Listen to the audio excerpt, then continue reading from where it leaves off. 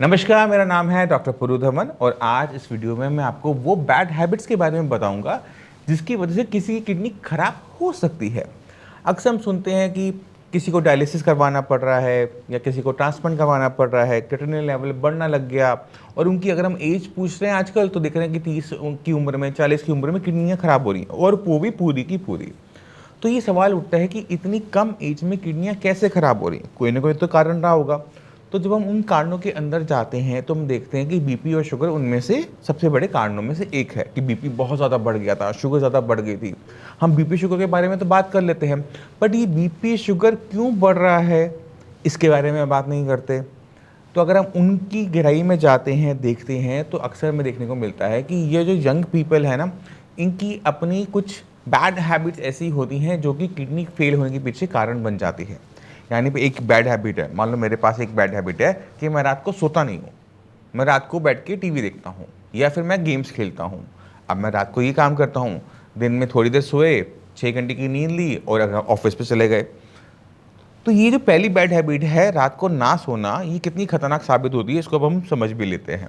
मेरी बॉडी में क्या हुआ, स्ट्रेस डेवलप हुआ, ब्रेन का नहीं पूरी बॉडी का। बॉडी में थकावट बनी रहती है, ऑफिस में जाता हूँ, मेरे से काम करवाया जाता है। अब मेरा बीपी इंक्रीज होने लगा। जैसे जैसे मेरा बीपी इंक्रीज हुआ तो हाई बीपी की वजह से मेरी किडनी को इम्पैक्ट देखने को मिल जाता है। अब चलते हैं दूसरी बैड हैबिट के ऊपर और वो है पेन किलर्स।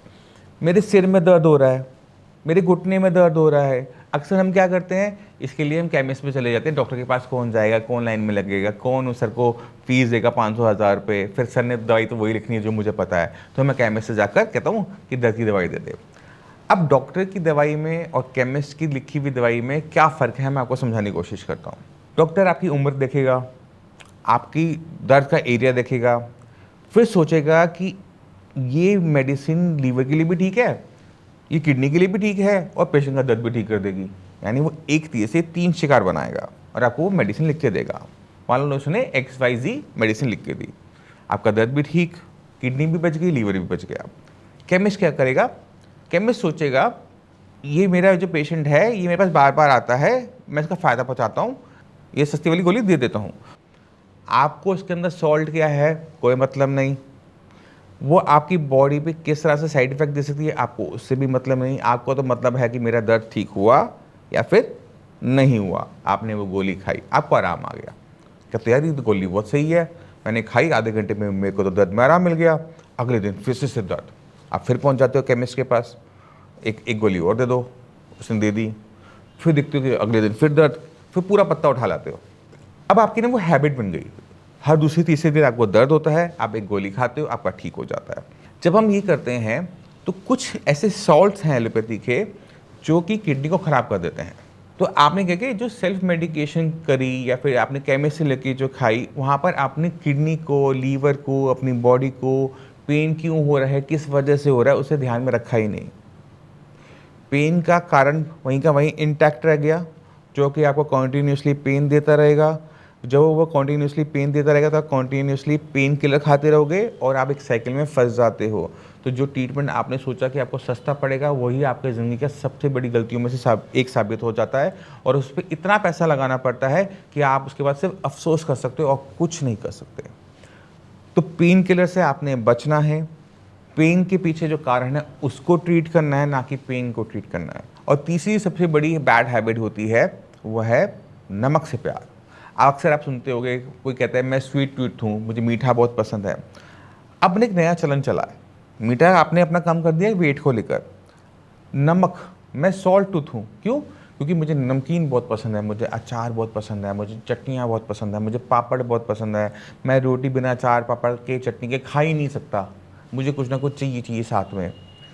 तो अगर आपकी सॉल्ट की खाने की हैबिट ज़्यादा है, जितना ज़्यादा आप सॉल्ट का इंटेक करोगे उतना ज़्यादा आपका बीपी बढ़ेगा और जितना ज़्यादा आपका बीपी बढ़ेगा उतनी ही स्पीड से आपकी किडनी खराब होने की संभावनाएं बढ़ जाती हैं। अगर किडनी को ख़राब ना भी करे आपका बीपी तो कुछ और ख़राब करेगा। तो ये जो नमक को हम इनटेक करने की जो हैबिट है ना, उसको कम करना चाहिए। नमक और चीनी से जितना हो सके उतनी बचने की कोशिश करो, क्योंकि जितना से बचने की कोशिश करोगे उतनी अच्छा आपकी बॉडी रह पाएगी। पहले जो नमक होता था वो सेंधा नमक यूज़ किया जाता था, सेंधा नमक के अंदर क्या होता था, वो पहाड़ों में जो पानी इकट्ठा हो गया उससे पानी जब सूखा तो पीछे नमक छोड़ जाता था, वो उसे हम सेंधा नमक कहते हैं। इसके अंदर ना कुदरती रूप से ना बहुत सारे एलिमेंट होते हैं। सोडियम तो होता ही होता है, सोडियम के साथ पोटेशियम भी होता है और छोटे छोटे और बहुत सारे एलिमेंट होते हैं। तो इसमें सोडियम की मात्रा जो होती है वो थोड़ी सी डाइल्यूटेड होती है। जब हम इसका इंटेक करते हैं तो बीपी उतना नहीं बढ़ता जितना नॉर्मल हमारा सी सॉल्ट से बढ़ जाता है, जो रिफाइंड हमारा नमक आता है उससे बढ़ जाता है। तो बीपी पहले इतना खास बढ़ता नहीं था, मगर अब जो हमारी सॉल्ट की जो हमें क्वालिटी मिल रही है, हम अगर उसको मात्रा में ज़्यादा इस्तेमाल करते हैं तो बीपी हाई की दिक्कत हमें हर दूसरे तीसरे घर में देखने को मिल जाती है। जो लोग हेल्दी हैं कृपा करके सेंधा नमक पे शिफ्ट कर सकते हो। तो आप नमक को इस तरह से प्लान करो कि आप एक थैली आपने सेंधा नमक के लिए, एक थैली आपने नॉर्मल नमक के लिए। आपने कभी सेंधा नमक यूज़ किया, कभी आपने नॉर्मल नमक यूज़ किया, तो इस तरह से आप चला सकते हो। जो पेशेंट किडनी फेलियर के हैं उनको ऐसा कुछ नहीं करना, सेंधा नमक नहीं लेना। वो पहले अच्छा था, अब आपके लिए खतरनाक हो सकता है क्योंकि इसमें पोटेशियम की मात्रा ज़्यादा है। तो आप अपने डॉक्टर से बिना पूछे ये सेंधा नमक वाला काम खुद नहीं करोगे किसी भी कीमत पर, याद रखना। अब चलते हैं अपनी फोर्थ बैड हैबिट के ऊपर, और वो है पानी ना पीना। अब पानी ना पीना कैसे बैड हैबिट हो सकती है, अब आप ये भी सोच रहे होगे, तो मैं आपको उसको एक्सप्लेन करने की कोशिश करता हूँ। अब गर्मी का मौसम, मई जून का मौसम, आप एसी में बैठे हुए हो, आपको गर्मी नहीं लग रही, आपने थोड़ा सा जो पानी पिया था, आप काम में बिजी थे, आपको पता ही नहीं लग रहा कि आपको प्यास लगी हुई है। जब तक आपकी ब्रेक नहीं होती, जब तक आप रिलैक्स नहीं करते, आप अपने आप को नोटिस ही नहीं कर पाते कि आपको प्यास लग रही है, गला सूख रहा है। जब हमारा किसी भी रीज़न से पानी की मात्रा का इंटेक बहुत ज़्यादा कम हो जाता है तो भी हमारी किडनी ख़राब होना स्टार्ट कर देती है, क्योंकि बॉडी में जो नमक है वो निकल नहीं पा रहा। बॉडी को बहुत कम पानी के अंदर पूरी बॉडी के सारे फंक्शंस करने पड़ने हैं। यूरिन बहुत ज़्यादा येलोइश हो जाता है, यूरिन में जलन होनी शुरू हो जाती है, हम उसे इग्नोर कर देते हैं। अब हो क्या रहा है कि किडनी को बहुत ज़्यादा काम करना पड़ रहा है, बहुत कम पानी के अंदर सोडियम निकल नहीं पा रहा, बीपी इंक्रीज होना शुरू हो रहा है। तो इन दोनों की वजह से क्या होता है कि किडनी पे इम्पैक्ट आना स्टार्ट हो जाता है और किडनी हमारा ख़राब होनी शुरू हो जाती है। तो आपको अपनी बॉडी में पानी उतना डालना होता है जितने बॉडी की रिक्वायरमेंट है, और बॉडी अपनी रिक्वायरमेंट बताती है। अगर आपका गला सूख रहा है, होंठ सूख रहे हैं, आपको प्यास महसूस हो रही है, तो कृपा करके पानी पी लो, प्यासे मत रहो। प्यासे रहने पे कोई आपको अवार्ड नहीं मिलेगा। जो किडनी फेलियर के पेशेंट हैं उनको भी इस चीज़ का ध्यान रखना चाहिए। अगर वो पानी बहुत ज़्यादा कम कर देंगे तो उनकी रिपोर्ट में क्रिएटिनिन के लेवल बढ़ने शुरू हो जाएंगे। याद रखना, पानी ज़्यादा पियोगे तो बॉडी में स्वेलिंग आ जाएगी। जिनकी भी किडनी खराब है आप एक टाइम में 1 कप पानी पियोगे और फिर दूसरा कप पानी आप पी सकते हो, बट दोनों कपों के बीच में आपने 5 से 10 मिनट का, 15 मिनट का गैप रखना है। अब चलते हैं लास्ट बैड हैबिट के ऊपर, वो है किसी भी टाइप की एडिक्शन, चाहे वो स्मोकिंग हो, चाहे वो तंबाकू हो।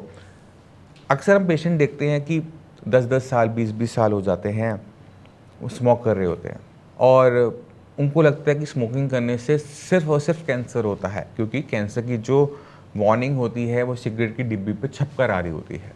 क्या होगा, कैंसर ही तो होगा।